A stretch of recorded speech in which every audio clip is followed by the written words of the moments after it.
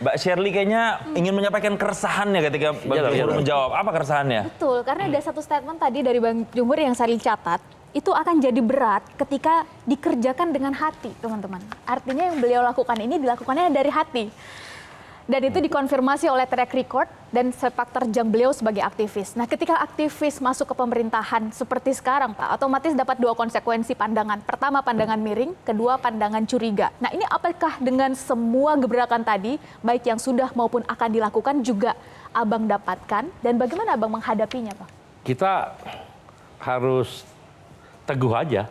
Ketika kita melakukan sesuatu, ternyata menyenggol, katakanlah orang-orang yang punya pengaruh dan sebagainya, sejauh kita tidak dengan cara brutal dalam pengertian misalnya menghina-hina orang yang berbuat salah itu, tapi kita hanya minta dia melakukan perbaikan sesuai regulasi, saya rasa sih kita jalan aja gitu.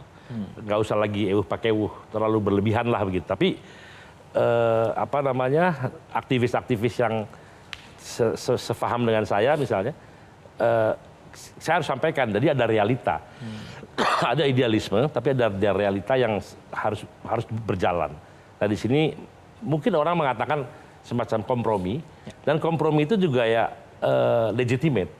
Jadi jangan sampai juga kita karena menjadi pencinta lingkungan yang tanda kutip berlebihan ya, sehingga bahkan kita seperti menyetop pembangunan. Ini juga nggak baik. Karena bahkan ada yang lebih menarik lagi, orang yang cinta lingkungan kadang-kadang sama orang pun nggak peduli gitu. Ini bahaya juga, itu kita nggak se ekstrim itulah. Keseimbangan sebetulnya. Tapi jangan takut juga karena takut dianggap kita terkooptasi oleh kekuasaan sehingga tidak ada orang-orang yang idealis berani masuk ke dalam. Ya, ini kan bukan ruang vakum ya.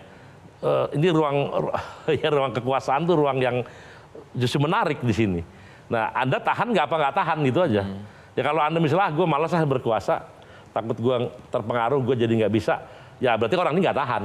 Ya. Dia belum bertempur, belum udah mundur dari gelanggang. Akhirnya yang berkuasa orang-orang yang mungkin jauh dari yang lebih ideal. Karena orang-orang baik tidak mau dalam kekuasaan. Bukan berarti saya baik, itu juga belum tentu baik lah. Tapi menurut saya terus berusaha menjadi orang baik, walaupun di kekuasaan. Bang, tapi kan kalau berbicara soal menyeimbangkan kata Abang tadi ya, sekarang tuh pertempurannya tuh di sosmed juga lumayan gencar nih Bang. Jadi kalau ada banjir dikit di daerah A, B, C, D, ada kemacetan dikit, atau udara kotor dikit, atau ada apapun yang berkaitan dengan dampak lingkungan, orang tuh gampang banget jadi point finger sekarang. Iya. Ini menterinya, LHK-nya nih, menterinya nih nggak bisa beginin, dan sebagainya. Itu gimana tuh bisa merespon itu? Boleh jadi dia benar, tapi kan sebenarnya kejadian itu akumulasi dari keadaan-keadaan sebelumnya ya. Nah tugas saya memastikan supaya itu tidak terjadi lagi.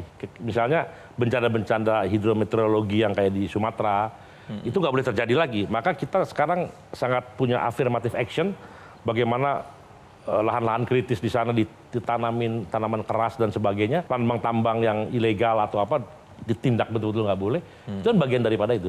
Sekarang misalnya soal kebakaran hutan, kan tiap tahun kebakaran hutan ya.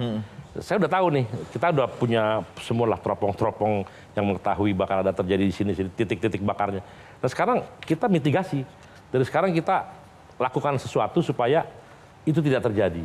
Nah itu kan sebetulnya bagian daripada usaha supaya kita ini nggak berubah kebakaran terus. Nah ya kita kerja. Bahwa tidak sempurna pasti, Indonesia kan bukan negara kecil, tapi kita punya sistem, punya cara untuk memperbaiki lah. Tapi kalau dihujat siap juga ya Bang? Ya kalau nggak lu siap dihujat ya lu jangan mau jadi apa-apa dong. Gimana lo masa macam dihujat ya. Jelajahi cara baru mendapatkan informasi. Download Metro TV Extend sekarang.